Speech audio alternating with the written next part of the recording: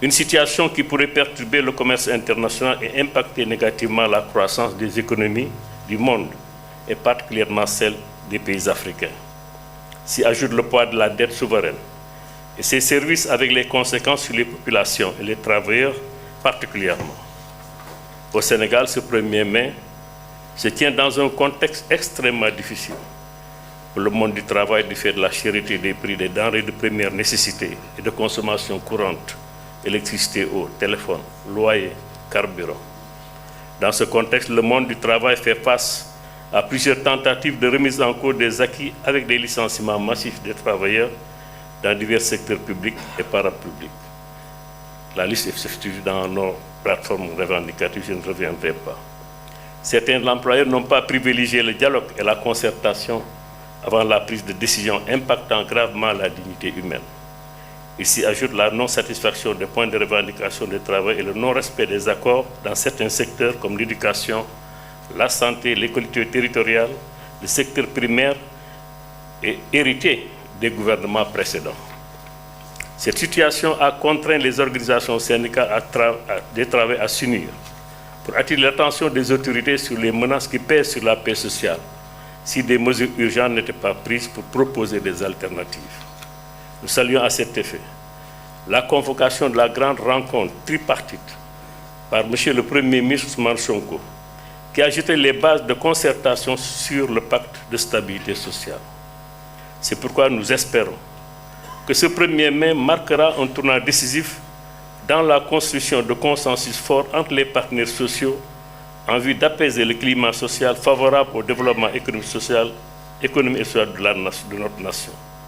Nous fondons beaucoup d'espoir sur l'aboutissement de ce processus en vue d'installer notre pays dans une stabilité favorable à la production et à la productivité.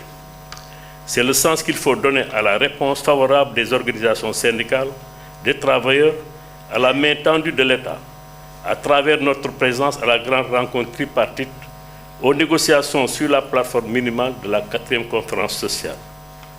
Nous avons toujours prôné la stabilité sociale parce qu'autant nous avons la responsabilité de défendre les intérêts des travailleurs, autant nous devons aussi veiller à la pérennité des entreprises et du service public.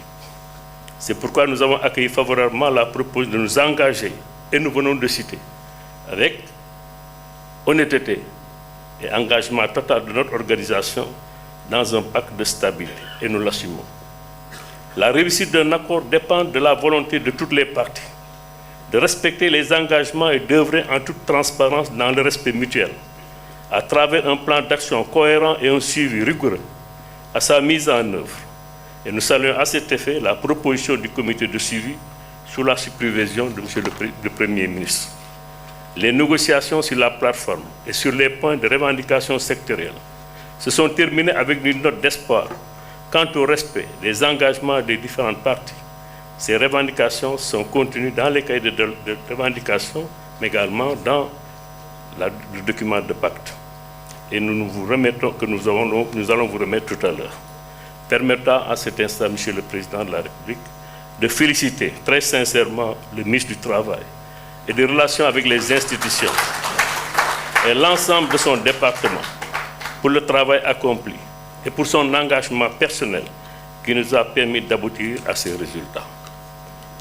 J'associe à ces remerciements le ministre de la Fonction publique et l'ensemble des ministres sectoriels qui se sont engagés, l'ensemble des ministres sectoriels qui sont engagés également en vue d'aboutir à des conclusions alternatives.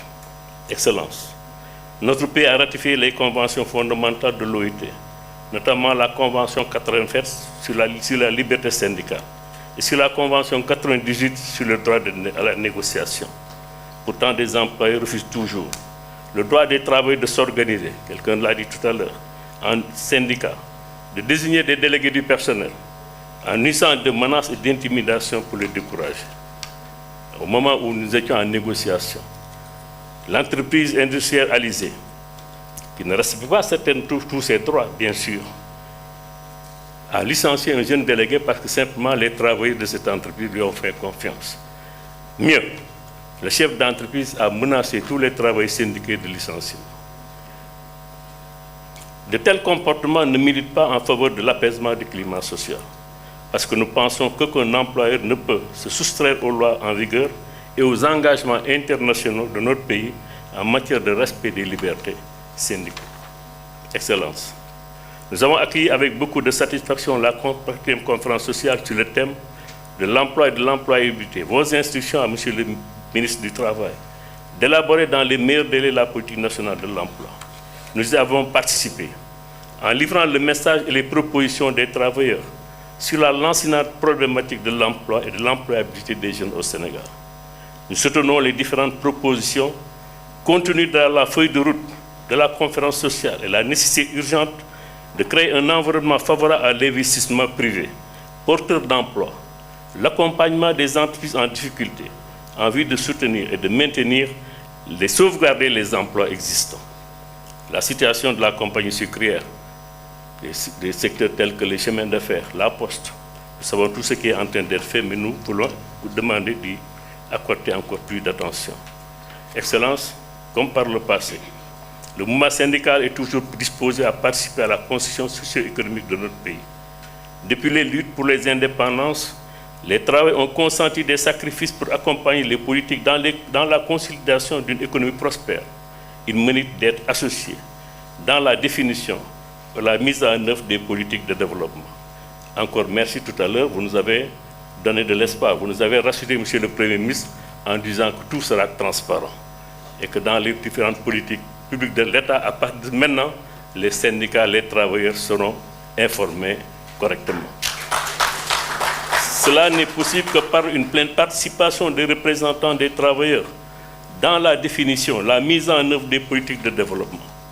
Aujourd'hui, les défis multiformes, multidimensionnels auxquels doivent faire face les Sénégalais font obligation aux différents partenaires de recentrer leur rapport, de combattre ensemble toutes les tentatives de blocage, de clarifier leurs champs d'action respectifs et leur conception du partenariat, de tracer ensemble les lignes directrices de leur intervention afin de créer des dynamiques solidaires à travers des mécanismes et des structures de concertation permanente.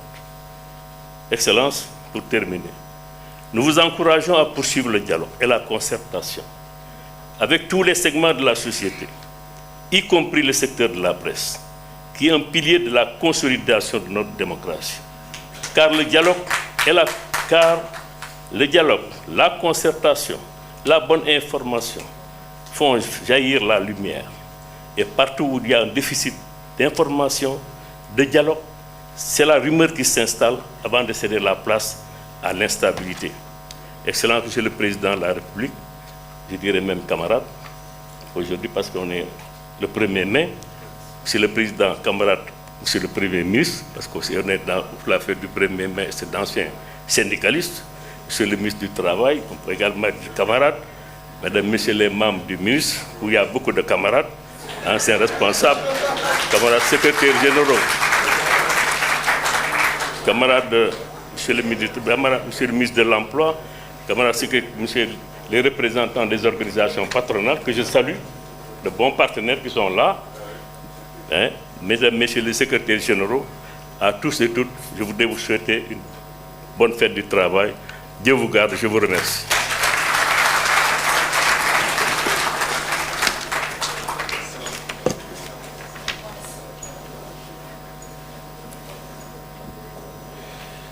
Merci, Monsieur Mody Guiro, secrétaire général